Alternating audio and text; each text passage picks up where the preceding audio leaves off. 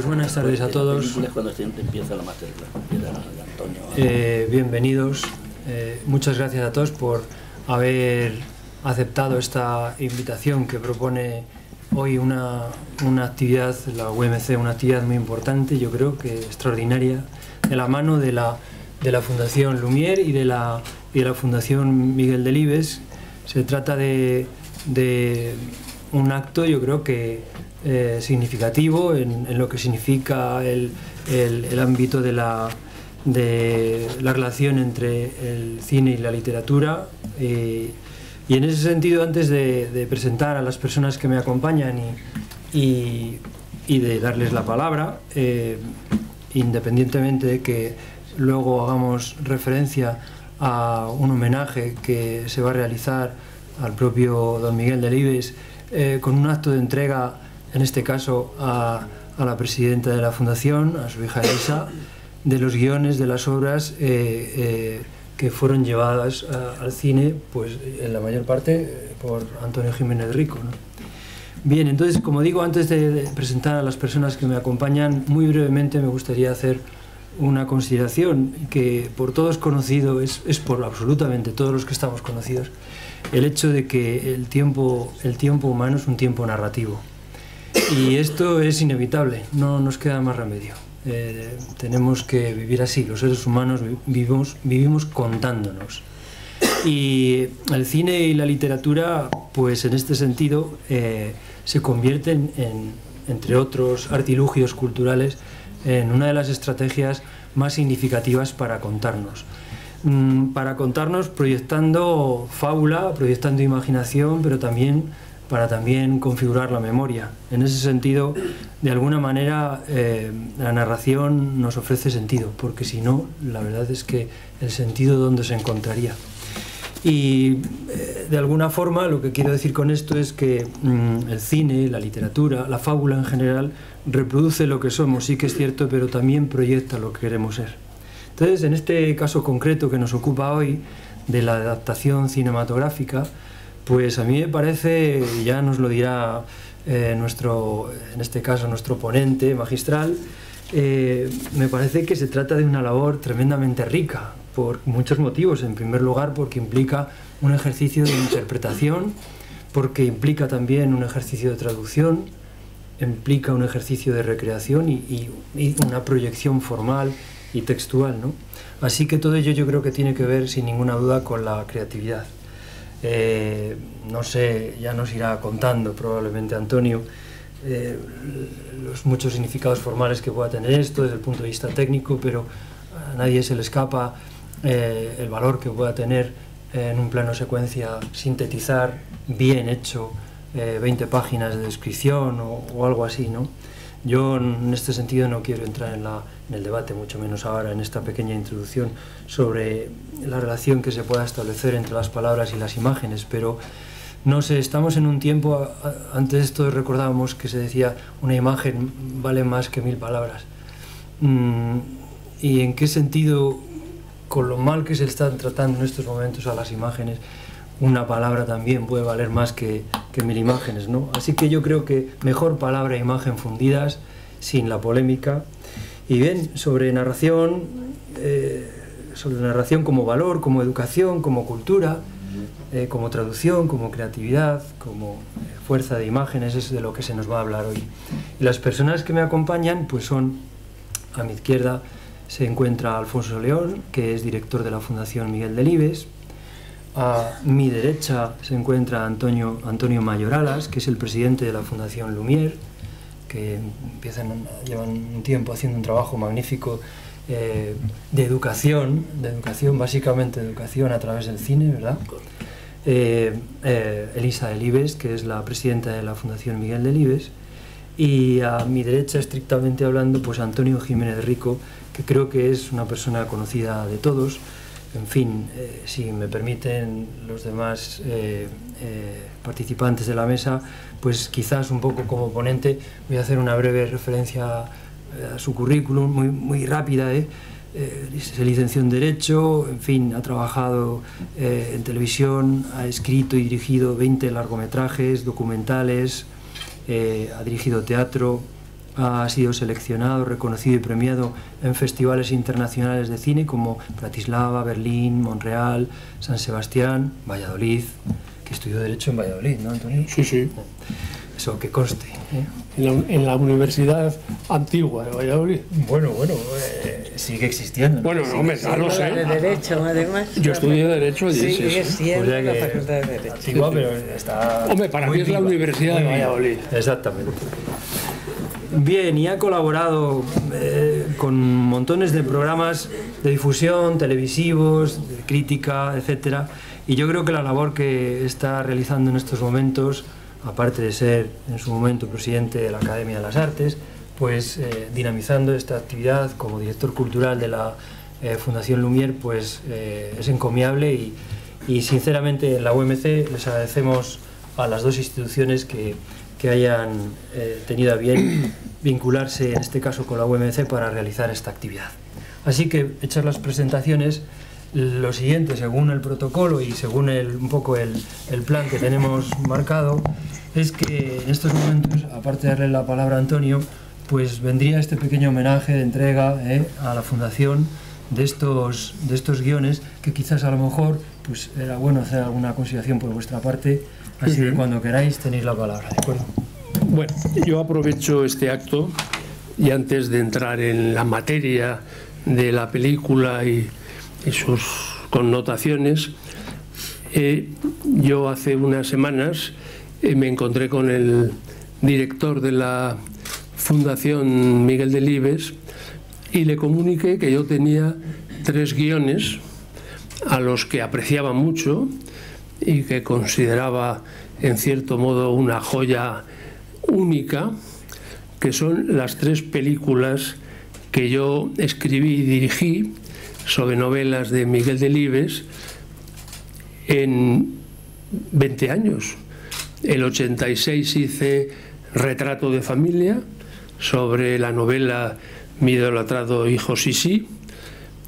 En el 86 hice El disputado voto del señor Cayo, que es la que veremos esta tarde, y en el 96 Las ratas. En las 3 ocasiones mi postura o mi forma de actuar con Miguel Delibes era de un enorme respeto por parte de Delibes sobre el cineasta. Él siempre pensaba que en el momento que cedía los derechos de una novela para convertirlos en cine, de alguna forma perdía cierta autoridad, porque su historia pasaba a manos de un cineasta que la iba a desarrollar en cine a través de un punto de vista nuevo que no tenía por qué ser el suyo. Entonces siempre fue muy respetuoso, no quiso entrar en la redacción de los guiones, y lo más que hacía, que es de lo que vamos a hablar, es que yo, una vez escrito el guión, terminado el guión, se lo pasaba para que él lo viera, le diera el visto bueno, y entonces normalmente lo que hacía es que él me devolvía el guión con unas sugerencias, unas notas manuscritas, algo que él opinaba sobre los diálogos, sobre la acción, sobre lo que fuese, pero siempre eran sugerencias. Era muy respetuoso y nunca imponía nada. Bueno, yo esos guiones, como es lógico, los he conservado, tanto de la primera como de la segunda, como de la tercera película, y yo he pensado que están mejor en la Fundación Delibes, porque son guiones míos, pero con los manuscritos de Delibes y sus sugerencias, sus acotaciones, sus sugerencias de cambios de diálogo, en fin, cosas muy valiosas, pero que yo, y lo comentaba con él, unas me parecían pertinentes y otras no tanto. Luego yo al final hacía la película según mi criterio, pero siempre había veces que las sugerencias de Delibes me parecían muy pertinentes y muy acertadas. Y aquí estoy con estos 3 guiones que voy a depositar a Elisa, la presidenta de la Fundación, con este orden. El primero es... Disculpa, para evitar esto, ¿os importa la Elisa y a que se quede aquí abajo? Sí. Voy a poner la cartera ahí.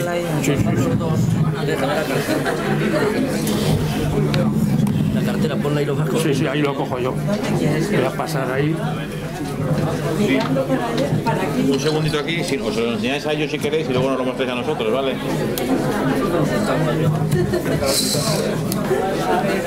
Aquí. Bueno, el primer guión es el de retrato de familia, pero en un momento que no se llamaba retrato de familia, se llamaba La pequeña gran guerra de Cecilio Rubes. Este es el guión que yo le mandé a tu padre, y aquí está con sus manuscritos, conoces la letra, sus sugerencias, que a mí me parece que tiene un valor, porque es el guión con todas las apreciaciones del autor, siempre respetuosas. Este es uno. Vamos a coger el otro. Lo traigo aquí. El segundo es el disputado voto del señor Cayo, lo mismo, pero este me parece que además de las sugerencias... no, la cartita es en el tercero. Bueno, aquí también hay un texto, como tú sabes, endiablado, porque la letra de tu padre había que estar jornadas para descubrir, con sus acotaciones, sus cosas. Como ves, al final había muchas sugerencias, con la letra de Miguel. Letra inconfundible. Inconfundible.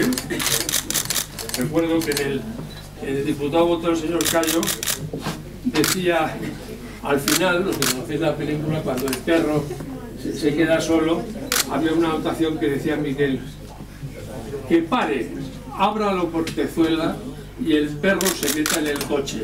¿O no? Y yo no le hice caso. Yo creo que no, yo mejor o no. Y el tercero, más reciente, es Las ratas, que es el que tenía una cartita, ¿sí?, que sugería algunas cosas, y luego también sus anotaciones y sus cosas. A mí me parece que tiene un interés, así que te hago que los demás, en mejores manos va a estar. Pues sí, yo mira, se lo digo más a Alfonso, porque mejor que en las mías, que son un poco desastrosas. ¿Me traes los tres, por favor? ¿Me traes los tres?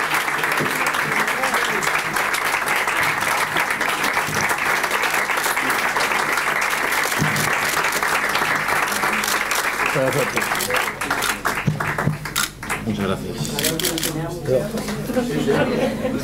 Son guiones, vosotros sabéis de esto, ¿no? Los guiones. Tenéis que saber, no lo sé. Alfonso, que me lo voy a poner yo que traigo también a mí.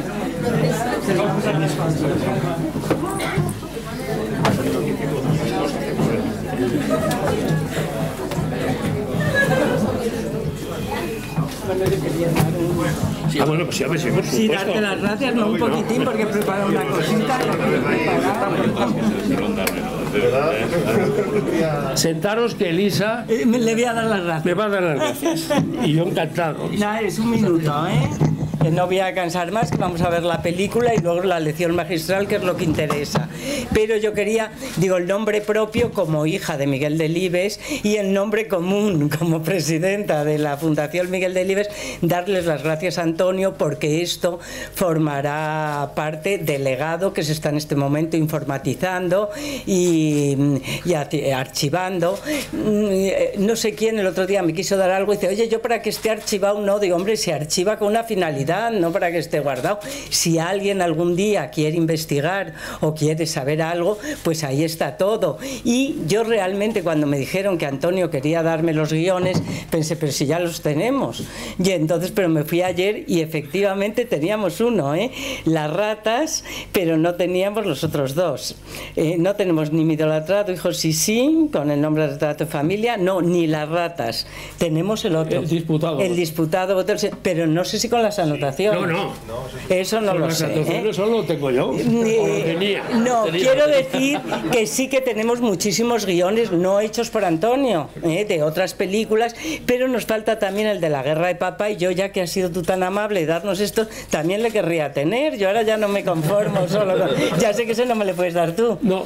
Pero me gustaría tenerlo. Y luego me sorprende también que ya mirando esto te encuentras con cosas curiosas, porque encuentro otros 3 guiones de los que no hay película. encuentro de 5 horas con Mario con otra cartita manuscrita de mi padre, un borrador diciendo: por favor, devuélvanme los derechos, que es que no me gusta nada, que me los devuelvan. Y se conoce que se los devolvieron. Yo sé de quién es. Yo solo te digo lo de esto. Aquí es en 1975 y con una cartita que es un borrador donde dice que es que no me gusta, no podría recuperar los derechos, doy el dinero, doy lo que quieran, tal. Luego tiene otro guión de las guerras de nuestros antepasados hechos por él mismo. Para Gonzalo Suárez. Lo tiene hecho, pero como no se hizo, no sé para quién. No se hizo nunca. Y luego hay del hereje, hecho por José Luis Cuerda, que tampoco se llevó a cabo. Pero luego es curioso que de La sombra del ciprés, que sí que se hizo, pero en 1990, hay dos. Otro de un tal Emilio Ayuso, de 1965, nada más y nada. Pero ahí se le tenemos físicamente, o sea que existía. Y luego yo veo que que hizo el camino José Zamit, con Ana María, o Zamit, o ¿cómo se dice? Zamit. Se lo hizo Ana Mariscal. Sí, pero José Zamit es el que le escribía las cartas y coquetea mucho con hacer la de Sisi y coquetea también con La sombra del ciprés, pero terminó haciendo simplemente el camino. Entonces yo, el camino, que es con la que se inicia el cine de mi padre, él puso verdadera ilusión, le hacía una ilusión enorme e incluso buscaba él por la calle los actores, veía a un niño y decía: uy, ese qué guapete para Daniel el Mochuelo, uy, el otro, puso mucho interés. Y cuando la película estuvo hecha, pues la verdad es que le desilusionó un poco, y también la posterior adaptación de Josefina Molina a televisión tampoco le gustó, y yo creo que perdió ahí un poco el fuelle, y es cuando se dio cuenta de lo que tú dices, que eran dos realidades distintas y que, bueno, tenía que aguantarse, pero en un primer momento todavía pensaba, como con el Mario, que algo podía arreglar, Entonces lo que sí que terminó haciendo es dejándolo un poco, como decías tú, ser muy respetuoso con el guionista, pero sí que procuraba no dar, que no hicieran películas que a él sí que le importaban mucho. Por ejemplo, con Señora de Rojo sobre fondo gris, yo he visto que en 1991 sale en septiembre, ya antes de terminar el año, tiene una carta de Pilar Miró donde le dice: quiero llevarla al cine ya, y tiene su contestación en borrador diciendo: no la va a llevar nadie al cine, pero si alguna vez me decidiera a que esta novela fuera al cine, sí que se la daría a usted, porque le había gustado mucho lo de Gary Cooper, que estás en los cielos, y le parecía que sí que podía tener, pero esa no se lo dio, ¿no?, a nadie. Y luego Pilar Miró murió, y yo no sé si de eso ha habido más intentos, a lo mejor hasta sabes más tú, porque yo... Un intento mío. Tuyo, es que no lo sé, de eso no lo sé, o sea que... Pero eso lo sabe Alfonso. ¿Sabes lo que me contestó tu padre cuando le hablé de Señora de Rojo? Después de pensárselo mucho, me dijo: tú harás esa película, pero tendrás que esperar a que yo me muera. Por eso. Que ya a lo mejor que nos muramos nosotros también, que es lo peor, ¿sabes? Porque que es una película... Lo que explicaba es que él no podía ver esa película. Claro, ¿sabes? Los alumnos a lo mejor no lo saben porque, como ves, son muy jóvenes. Es una novela que escribió un homenaje a mi madre, que murió prematuramente de un tumor cerebral, y entonces él esperó 17 años para poder escribir esa obra, porque era como un desahogo sentimental y un homenaje a su mujer. Entonces él en el libro puso como quería, los puntos, las comas, entonces no podía soportar ver que se estropeara, no que se estropeara desde su punto de vista. Yo lo que quiero decir, que no admitía otra interpretación que la de él, ni de cine, ni de teatro, ni de nada. Él era lo que había querido hacer. Lo digo también porque no viene a cuento, pero es una cosa que yo creo que además no tenía derecho. El médico que había operado a mi madre, porque murió en la mesa de operaciones, le escribió y le dijo que quería hacer su lección magistral de entrada en la Real Academia de Medicina y Cirugía sobre la otra cara de la moneda, lo que supuso para los médicos ver que no supieron dar la vida a esta señora que quería. Entonces mi padre le dijo: no, usted podrá hacer lo que quiera, porque yo creo que no puedo quitarle de hacer eso, es un asocio, pero desde luego si me dice si quiero, yo le digo que no, o sea que prefiero que no lo haga. Y el pobre no lo hizo, creo, pero que es una obra que no quería tocar. Pero bueno, como estamos ahora con Jiménez Rico, y hablando de Jiménez Rico, y yo viví con mi padre hasta que se murió, o sea, y le conocía muy bien, y él sí que era discreto y nunca quería herir así mucho a nadie ni nada, pero yo sé que de las películas tuyas, la la que más le gustó es la primera, a pesar de todo lo que hubo, pero con diferencia, es que le entusiasmó. Pero te puedo decir, no le gustó porque era la época del 76, donde habíamos entrado ya en la democracia y se podían sacar desnudos en las películas y más. Y él se quedó horrorizado porque, claro, él había casi nacido ya en la dictadura, porque tenía 19 años, 18 cuando vino Franco, y ya no había visto un desnudo en los días de su vida, y de repente aparece con su obra, con no sé cuántos desnudos, con Miguel Bosé, con el... Bueno, entonces dijo que no quiero que pongan mi nombre, que no quiero que pongan basada, y ya tenían hechos los carteles, y cuando se ponía bruto era muy bruto, pero luego le decía yo, ¿te importa tanto? Dice, hombre, que este Antonio me lleva un pase privado, me pone al lado de Mónica Randall, y yo viéndola desnuda en la pantalla, y ella miraba, o sea, que eso le horrorizó, como la usaba todo. Luego, el diputado del señor Cayo, yo vi que salió contento, y es el mejor homenaje, porque claro, cuando tú eres un poco el padre de la criatura, pues ves muchas cosas, pero es que salíamos todos bastante contentos. De hecho, Mía es mi preferida, o sea que esto. Y yo creo que Las ratas, sin embargo, le gustó menos, pero ya era un momento, lo que tú has dicho, que es que ya veía que es que era otra realidad completamente distinta, y le importaba mucho menos. Y de todas maneras, yo tengo que acabo de leer, acaban de salir, no se lo has regalado todavía a Antonio, acaban de salir publicadas por la Fundación Miguel Delibes unas cartas entre Sobejano, que es un hispanista, un crítico literario, y Miguel Delibes, que se intercambiaron durante 50 años. Y en el 31 de diciembre del 98 le dice, Miguel, acabo de ver Las ratas, no sabes lo que me ha gustado. Entonces, pues yo creo que eso le compensó un poco el pensar que a él no le había gustado según pasaba el tiempo. Sí. Al principio no lo que pasa es que ya sabes tú que luego en el 98 lo operaron y ya se le olvidaron las películas. Pero eso, a mí muchas veces me llamó y me dice, acabo de ver en televisión por Retrato de familia.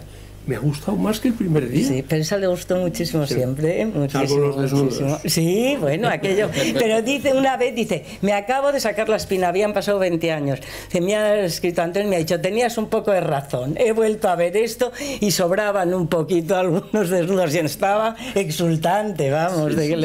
Pero bueno, no quiero deciros más porque lo importante es la película y la lección magistral después, de posterior. Pero bueno, Antonio, muchísimas gracias, vuelvo a repetirte, y de verdad que me parecen un tesoro, porque creí que los teníamos y pensé, bueno, le diré como que no, pero no los tenemos. No los tenemos. Pero sobre todo lo que no les tenéis es con las anotaciones de tu padre es imposible. No, pero es que me hace gracia porque es que, mira, tengo aquí esto que me han dado, de lo que teníamos, fíjate lo que lo he puesto. Que no lo tenéis ni sin sin nada. Mira, tengo aquí puesto todo lo de todo, y entonces sí que hay uno que cuál es, las ratas. Las otras dos no están. Pero sin las anotaciones de tu padre. Pero es que los otros, que sí que viene el diputado, votó el señor Cayo, abres y que no está, ¿sabes? Pues o sea, que está, ¿sabes lo que tiene? Muchos recortes de periódicos, de prensa y tal, pero no el guión. El guión no estaba. Pues, ahora o sea, pues muchas gracias. Glosado, como son estos, esto ya es... No, es que esos son ejemplares únicos. Claro. Sí.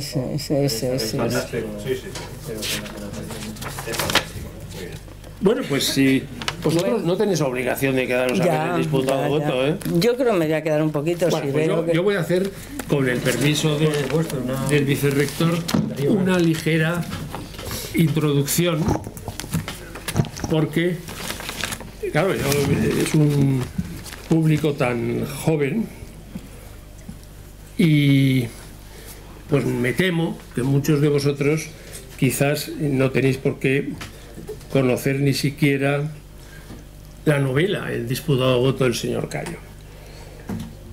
Yo os cuento un poco, como aperitivo, cómo se fraguó el disputado voto del señor Cayo.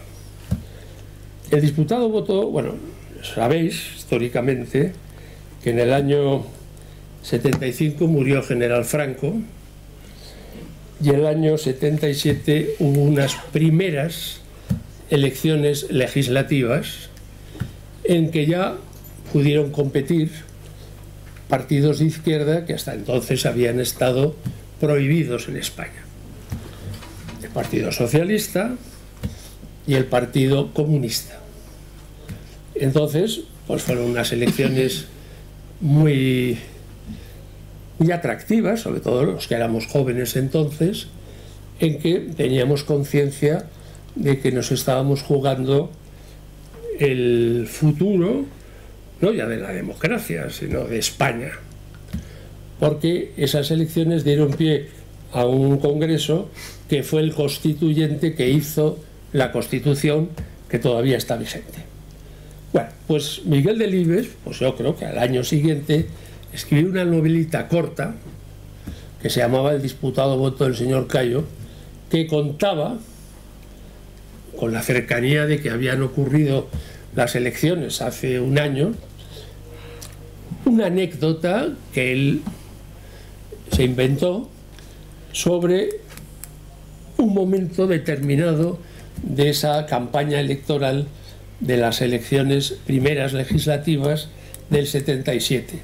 Pero claro, no llegaba a mayores conclusiones porque la novela está escrita casi al año siguiente.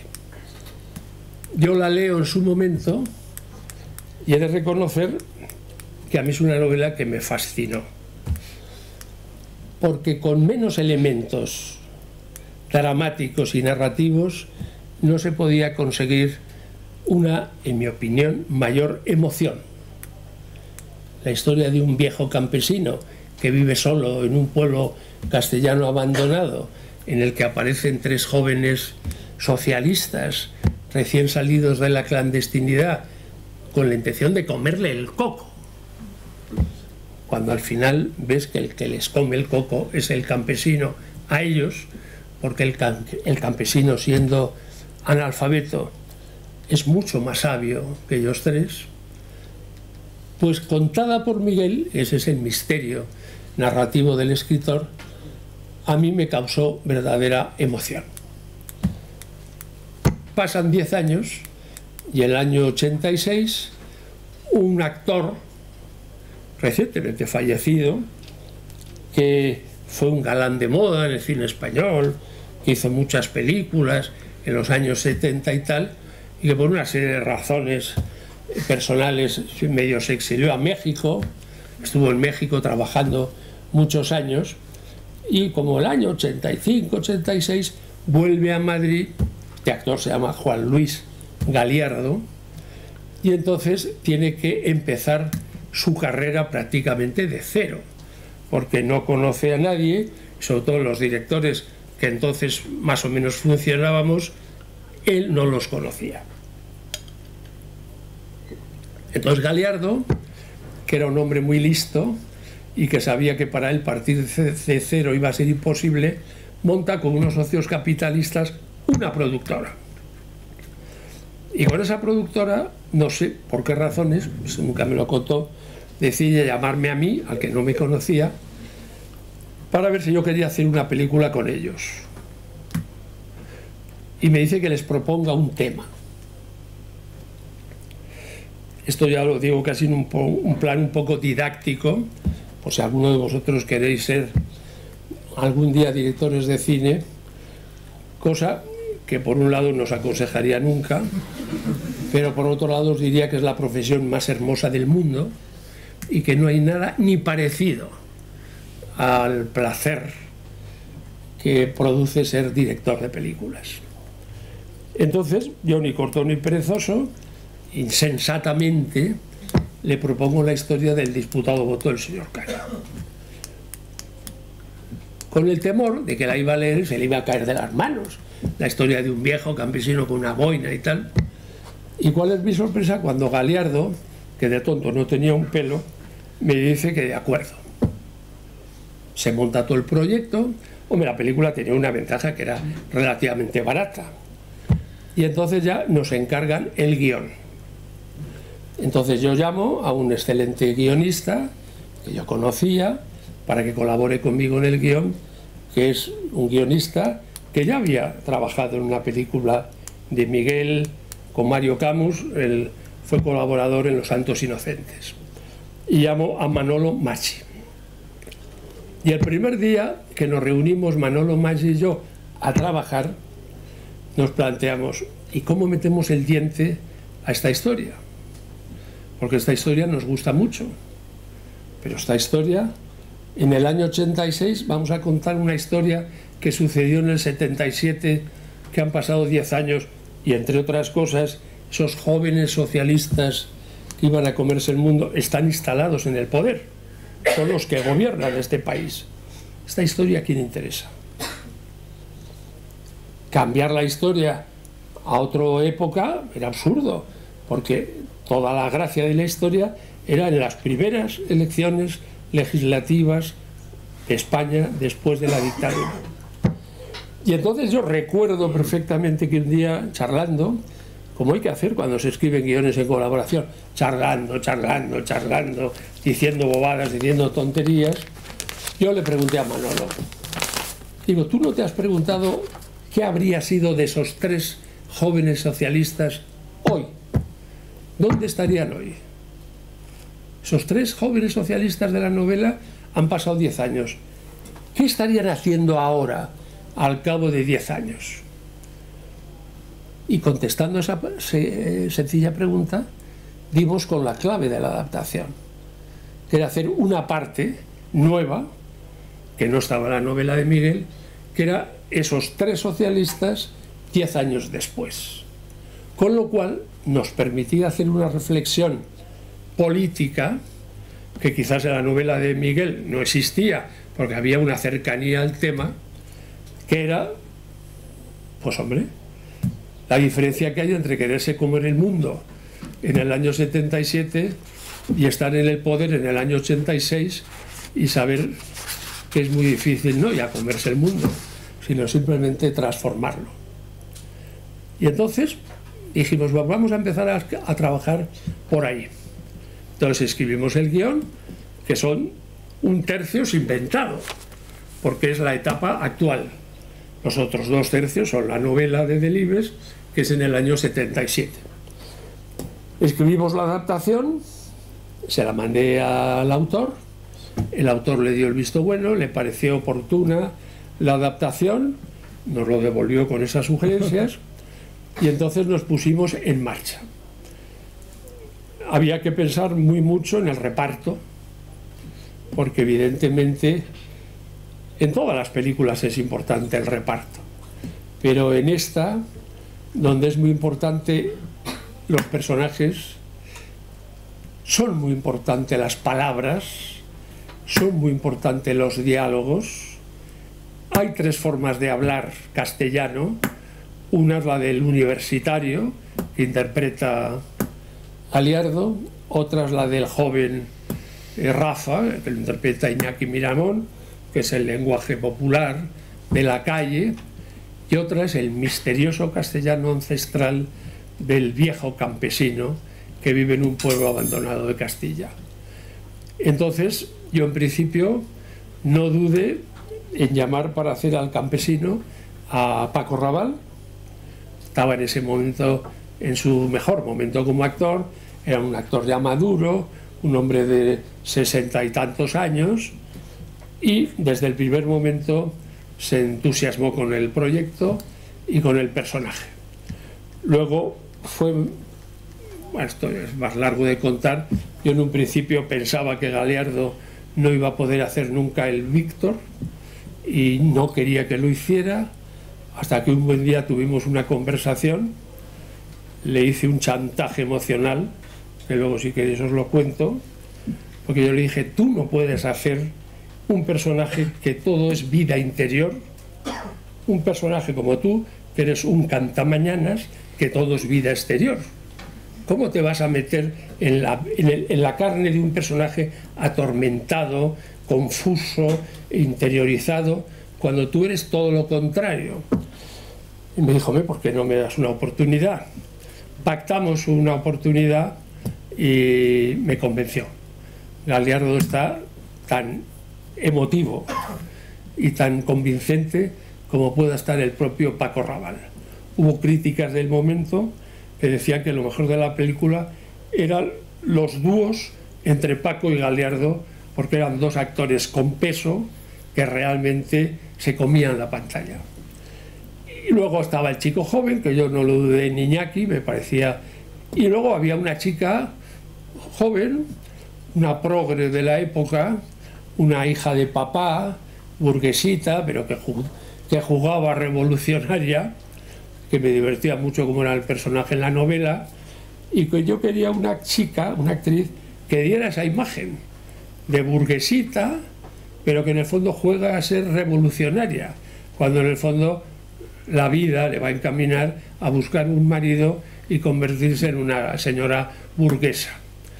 Entonces ese personaje no era fácil, y un buen día vi en televisión en un concurso a Lidia Bosch, que no había hecho nada, la llamé para conocerla, me pareció que tenía mucho encanto personal, cosa que era fundamental para el personaje, le di el guión, y como Lidia es muy lista, claro, me habló del guión, se lo sabía de memoria, vamos, me convenció, me persuadió y me sedujo a base de saberse la historia.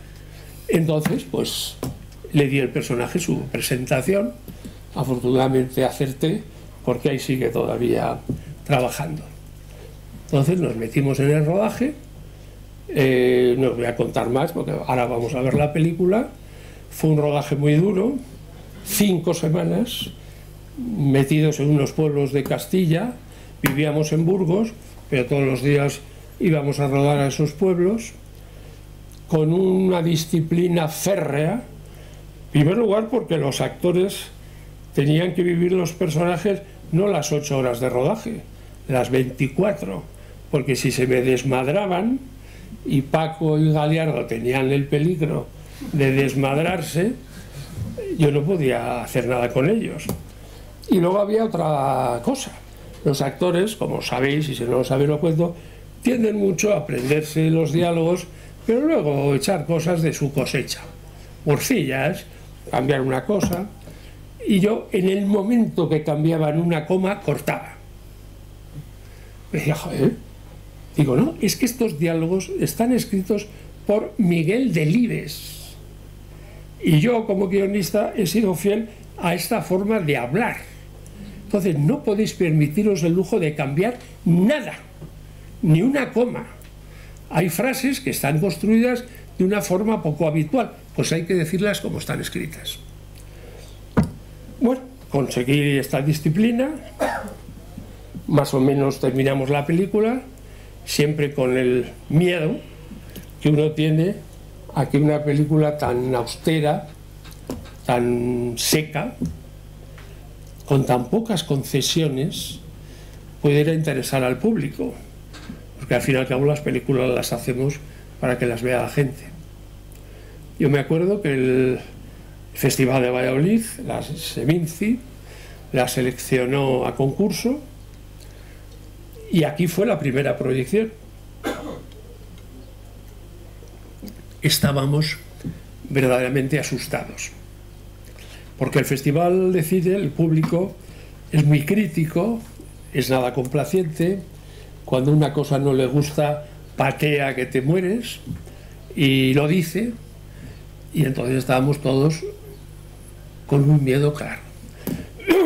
La proyección afortunadamente fue un éxito, gustó mucho, nos dieron la espiga de plata o no sé qué, un premio. Al poco tiempo se estrenó comercialmente en toda España, y afortunadamente fue moderado, pero un gran éxito comercial para una película que al fin y al cabo pues era una película no excesivamente comercial. Entonces yo me acuerdo que dije, en el fondo quiere decir que las películas, aunque sean con un viejo, con una boina, en un pueblo abandonado, si trata sobre la condición humana, terminan interesando a la gente. Hay una cosa que os quiero ya avisar, sobre todo a los más o menos alumnos de comunicación audiovisual.